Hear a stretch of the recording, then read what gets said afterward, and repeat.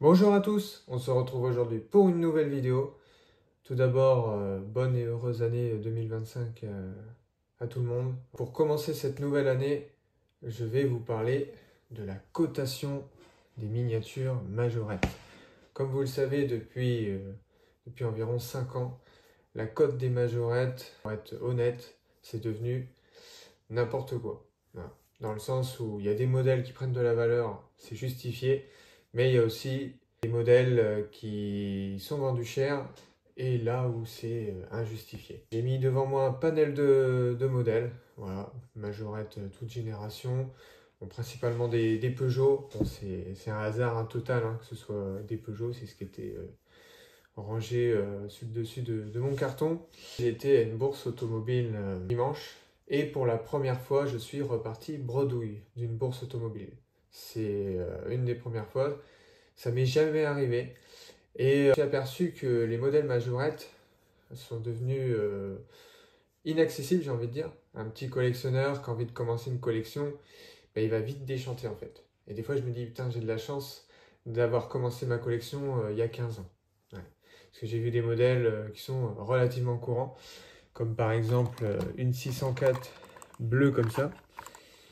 Celle-ci, je sais d'où elle vient, je l'ai achetée en bourse il y a 10 ans. Et je l'avais eu avec une autre 604 et j'avais payé 5 euros les deux, un truc comme ça, quoi. Voilà. Et maintenant, ce genre de modèle, c'est vendu en bourse 10 euros. Pour moi, 10 euros pour un modèle comme ça, pour moi, la 604, c'est un modèle qui est encore courant. C'est pas rare du tout. Bon, là, j'ai pris la bleue, c'est fait exprès parce que c'est la plus courante des 604. J'ai plein de 604 bleus, alors que les autres coloris sont un petit peu plus rares. Mais voilà, pour moi, mettre 10 euros là-dedans, bah c'est non en fait. Voilà, tout simplement. C'est beaucoup trop cher. D'ailleurs, j'y suis allé, il était 10 heures à peu près et c'était pas encore vendu. Il n'y avait rien de vendu. Je voyais que dans ce que le vendeur vendait, il n'y avait pas de trou. Mais mettre 10 euros dans un modèle comme ça, pour moi, c'est injustifié. Ça ne les vaut pas. Voilà. Moi, un modèle comme ça, sans aucun pet de peinture et tout, pour moi, c'est 5 euros. Un modèle courant des années 70, 80. Je peux mettre plus si c'est une couleur un peu plus rare, etc., etc. Mais ce que le gars vendait vraiment à 10 euros pièce, il n'y avait rien de rare. Il y avait même des voitures un petit peu abîmées comme des R5 où il manquait un rétro ou une Mercedes 450 SE où il manquait le viseur. Voilà.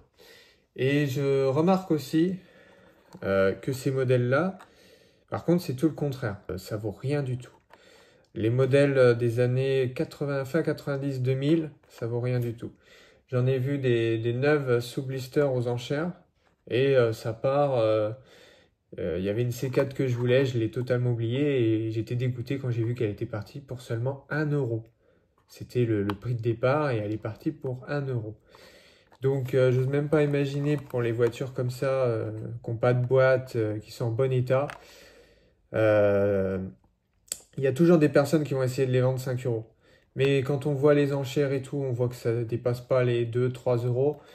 Voilà, faut se dire que ces majorettes-là, faut pas mettre plus de 2-3 euros pour un exemplaire en bon état. Comme par exemple cette 406, faut pas mettre plus de 3 euros, quoi. Au-delà, c'est cher. Il y en a encore plein, c'est un modèle qui a une vingtaine d'années. Donc voilà. Par contre, là, ce qui est intéressant, c'est les modèles type Railroute, comme les DS, où il y a 5 ans, un modèle comme ça, neuf en boîte, ça partait aux enchères dans les 50 euros. Maintenant, ça part dans les 100, 150 euros, voire plus. C'est pas la seule concernée, hein. Il y a aussi la 204, la 504. Enfin bref, tous les modèles des années fin 60, début 70. Elles ont pris une cote phénoménale depuis ces 5 dernières années. Par exemple, une 504 comme ça, en bon état, je la mets, je sais pas moi, à 30-40 euros. Ça y est, elle est vendue dans la journée, quoi. Voilà. Un modèle comme ça. Moi, je trouve ça justifié parce que bon, c'est des modèles, même il y a 10 ans, qui étaient déjà rarissimes. Contrairement au modèle des années 80 où il y a 10 ans c'était courant. Bon, maintenant c'est un peu moins courant, mais c'était produit en grande quantité. Les modèles avant 75, on est sur de la plus petite quantité, on est sur de la miniature plus fragile, donc moins de chances de traverser les années. Donc pour moi, je trouve ça justifié que ça prenne de la valeur et ça prend de la valeur parce que c'est aussi très recherché. Parce qu'il y a des voitures qui sont rares, qui sont pas du tout recherchées. Du coup, ça vaut pas cher. Je pense notamment au Matchbox. On en voit énormément en bourse. Moi, j'en vois toujours. Ça vaut pas très cher par rapport aux majorettes, les Matchbox. Voilà. Voilà pour les modèles. Et sinon, on va parler modèle où la cote, elle a complètement explosé ces dernières années. Des Porte Auto. Voilà, des Porte Auto série 3000, Saviem. Moi, j'ai de la chance, j'en ai 3. Celui que vous voyez devant, c'est celui que j'ai qui est en meilleur état. Il a encore ces plastiques blancs où on voit encore le nom des modèles en dessous. Je vais essayer de vous montrer ça. Ici, là. Ah non, puis ici c'est marqué BMW, là c'est marqué Bagheera. Enfin bref, ça permet de savoir les voitures qui allaient dessus avant la mise en boîte. Voilà. Un modèle comme ça, qui suivent eBay, ont pu voir qu'un modèle, le même que celui-là, mais en mondial assistance, donc un peu plus rare, Majopub, c'est parti à plus de 3000 euros. 3000 euros. Ça a fait un tabac sur les groupes.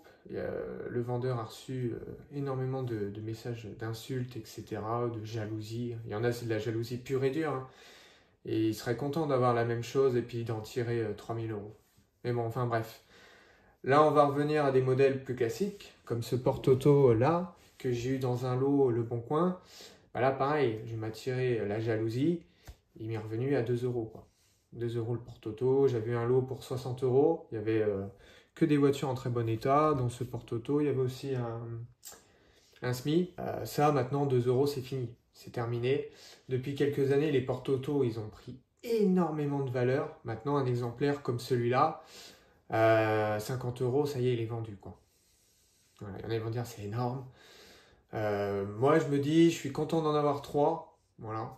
Si j'en trouve à pas cher en braderie, ouais. Encore, c'est rare. Il n'y a pas longtemps, il y en a un qui m'est passé sous le nez, un verre. Il était globalement en bon état, mais il y avait déjà quelqu'un qui était en train de l'acheter pour un gamin. C'est malheureux, mais bon, voilà. Et j'ai entendu le prix, c'était 3 euros. Ouais, c'est cadeau à ce prix-là. Même un exemplaire en état de jeu, c'est cadeau. Maintenant, c'est terminé. Maintenant, un exemplaire comme ça, ouais, on est sur du 50 euros, quoi. Et c'est vrai qu'ils sont super sympas, les Saviem. En plus, le mien, il est assez rare, parce que c'est pas marqué Saviem ici. Ça doit être les tout derniers. C'est marqué Renault, parce que Saviem a été, entre guillemets, englouti par Renault. Avec la cabine qui pivote. Enfin bref, on peut voir le moteur dedans. Voilà. Bon, c'est des miniatures que je sors pas souvent de vitrine. Enfin, il n'est pas dans une vitrine, il est rangé quelque part, mais voilà quoi. Ça prouve bien que les majorettes en ce moment font fureur. Et il y en a beaucoup qui disent faut attendre. Parce qu'en fait, c'est un peu le même schéma que les Dinky Toys il y a quelques années. Les Dinky Toys, ça a grimpé. J'ai entendu dire une personne sur les réseaux, il y a une dizaine d'années, les Dinky Toys, ça faisait fureur, etc., etc. Maintenant, ça vaut plus grand chose, il y en a énormément à vendre, ça se brade, etc., etc. Donc voilà quoi.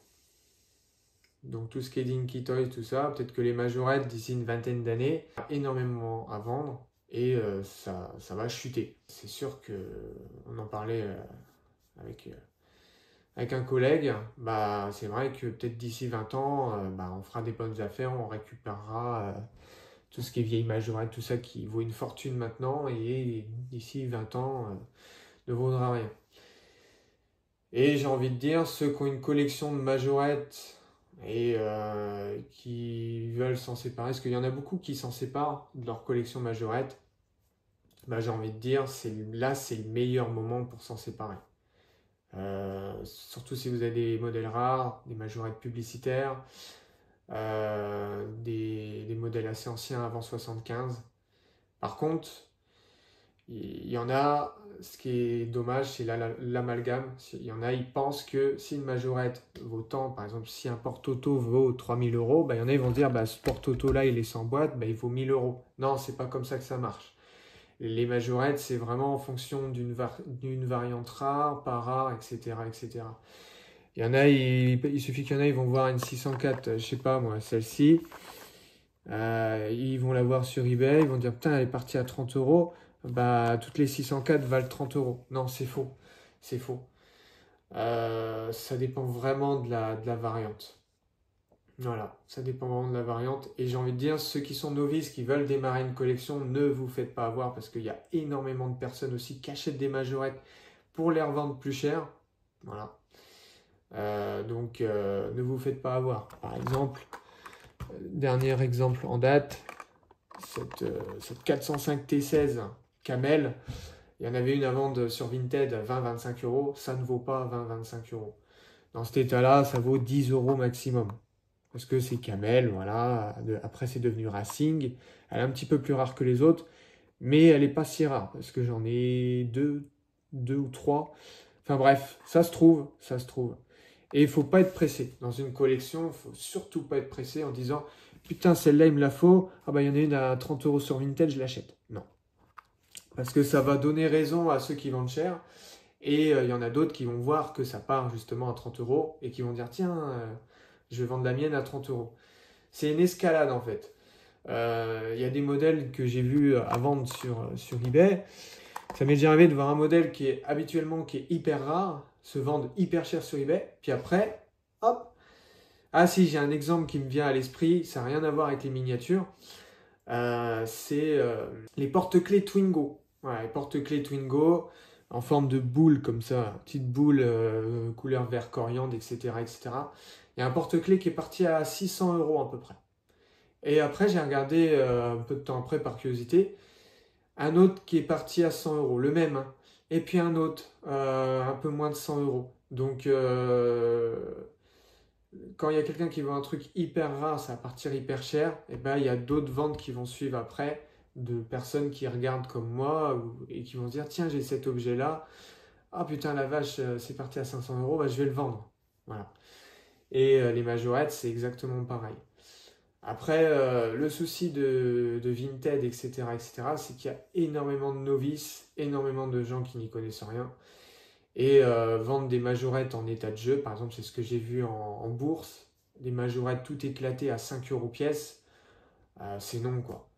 Et après, c'est le genre d'annonce qui reste, et ça part pas, et les gens qui vont vendre leurs majorettes vont dire, putain, il y a des majorettes en état de jeu, putain, ça vaut quand même 5 euros. Moi, ça m'est déjà arrivé en braderie de poser un article parce que le gars, il te prend l'article des mains, il veut être sûr en tirer un super bon prix ou faire le connaisseur, quoi. Et puis, il va voir marqué majorette et par exemple, au lieu de 50 centimes, vendre ça 2-3 euros parce que c'est marqué majorette sous le châssis et que c'est un châssis en métal. Alors que la voiture, elle est dans un état de jeu, c'est pas un modèle rare, etc., etc. C'est vrai que les majorettes, en ce moment, c'est très compliqué de faire des bonnes affaires. Moi, en ce moment, j'ai mis en stand-by ma collection pour d'autres raisons. Mais jamais de la vie, je vendrai ma collection de majorettes, en tout cas les anciennes, parce que je suis content d'avoir commencé ma collection il y a une quinzaine d'années. Mettre un minimum fait plaisir. Forcément, quand j'avais 15 ans, il y a 10 ans, bah, j'achetais pas sur Internet, j'achetais beaucoup en braderie ou en bourse. C'est pas comme aujourd'hui où, par exemple, en 2024, la plupart de mes achats majorettes, c'est Internet. Mais j'ai quand même réussi à avoir des trucs rares. Voilà, comme bah là, toutes celles que... Ah si, il y en a une qui vient de Brocante, c'est celle-ci. Cette petite 204 que j'ai payée 3 euros en braderie, en 2022. Voilà. Après, il manque le pare-brise et il manque l'intérieur. Voilà. Et celle-ci que j'ai payée 1 euro en 2015. Voilà. 1 euro titre 204, sans pare-brise. Bon, elle a le tableau de bord, il manque le volant. Mais voilà, à l'époque, on pouvait faire des bonnes affaires. Maintenant, ça devient de plus en plus compliqué. Et j'ai envie de dire, c'est de la faute d'Internet. Parce qu'Internet, maintenant, tout le monde peut se renseigner. Et les gens vont prendre en compte le prix de ce qu'il y a à vendre. Moi, pour être plus judicieux, et puis j'ai un ami qui m'a dit que ça se faisait, on peut regarder les ventes eBay, les ventes réussies. Les ventes réussies, Et bah, des fois, on voit des modèles, on voit le prix barré, on se dit, bah oui, il y a eu une négociation. Donc, voilà, après, il y a les ventes aux enchères, etc. etc. Par exemple, un porte-auto comme ça, bon, celui qui a été vendu 3000 euros, il est resté en France, mais je sais qu'il y avait une Matchbox, une petite Skoda Matchbox en blister, elle est partie à plus de 150 euros et j'ai entendu dire qu'elle était en Australie. Oui, parce qu'il y a des acheteurs étrangers qui collectionnent des trucs qui ne sont pas trouvables chez eux. Comme moi, par exemple, je collectionne beaucoup les Schuko 1,66e. Les Schuko 1,66e, c'est pas trouvable en France. Donc des fois, je regarde sur eBay Allemagne ou sur Vinted s'il n'y a pas des trucs sympas. Et je m'aperçois que les Schuko 1,66e sont aussi bien collectionnés et la cote grimpe également. J'ai vu un petit modèle sympa, une petite BMW orange. Elle était partie à plus de 50 euros. Sans boîte, hein. En bon état, sans boîte, mais 50 euros quand même. Donc voilà. En tout cas, pour clore cette vidéo, j'ai envie de dire, je souhaite vraiment bon courage à ceux qui commencent une collection de majorettes ou qui ont commencé une collection de majorettes anciennes. Bon, les majorettes nouvelles, pareil, même problème. Il y en a beaucoup qui achètent, qui revendent plus cher, qui achètent en magasin et qui revendent plus cher. Et ça marche pas, je vais te dire, ça marche pas. Même moi, avec mon ancienne boutique que j'ai fermée il y a pas longtemps, j'avais des majorettes de fournisseurs, donc je payais encore moins cher qu'en magasin. Je les revendais à 5 euros pièce, parce que c'était le minimum pour que ce soit un minimum rentable, quoi. 5 euros pièce. En magasin, les gens, ils achètent, mais sur Internet, avec les frais de port, etc., etc., les gens n'achètent pas. Voilà. Donc ceux qui achètent des majorettes pour les revendre 8-10 euros pièce, c'est... Voilà, quoi. Pareil, en bourse, j'ai vu un gars, il avait de la majorette moderne, il avait la 2 chevaux Lustu Cru, il avait les majorettes Gold, etc., etc. 10 euros pièce. Voilà, quoi. On laisse. Moi, en tout cas, moi, je viens pas en bourse pour acheter des trucs neufs qui sont trouvables en magasin. Et en plus, il est payé 2-3 fois le prix, quoi. Voilà, et comme je disais, je souhaite bon courage à ceux qui commencent une collection. C'est hyper compliqué, braderie, il n'y a plus rien. Il faut vraiment se lever hyper tôt, y aller 7h, 8h. Moi, je suis un lève-tard, donc c'est hyper compliqué. Je sais que j'ai déjà loupé des trucs, c'est sûr. On me l'a déjà dit, il y a des vendeurs, une fois j'avais acheté une 4L et une R5 RTL, il me disait j'en avais d'autres, et le gars il a tout pris. Ouais, il était 10h, le gars il a dû passer à 9h, etc., etc. Donc ceux qui veulent commencer une collection et faire des bonnes affaires, levez-vous tôt, faites des braderies, etc., etc., des braderies, des bourses, etc. Pour moi, ça reste l'endroit où on fait les meilleures affaires. Et Internet, moi pour ma part, Internet, j'achète vraiment que des modèles rares, des modèles coup de cœur. Par exemple, une petite 406 comme ça, sur Vinted, j'achèterais pas. Alors qu'une petite 504 comme ça, si j'en vois une à 10-20 euros, genre un petit peu en dessous de la cote, et que c'est un modèle qui est en très bon état, moi j'aime bien la 504. Hein. Je la prends, quoi. Voilà. Pareil en bourse, par exemple en bourse, j'avais mis 25 euros dans une R16 Schuko. Puis la R16 Schuko, j'ai vu que sur eBay, on était plutôt dans les 60-70 euros. Bon, des modèles qui restent éternellement, mais qui arrivent à se vendre quand même parce que j'ai retapé pour voir.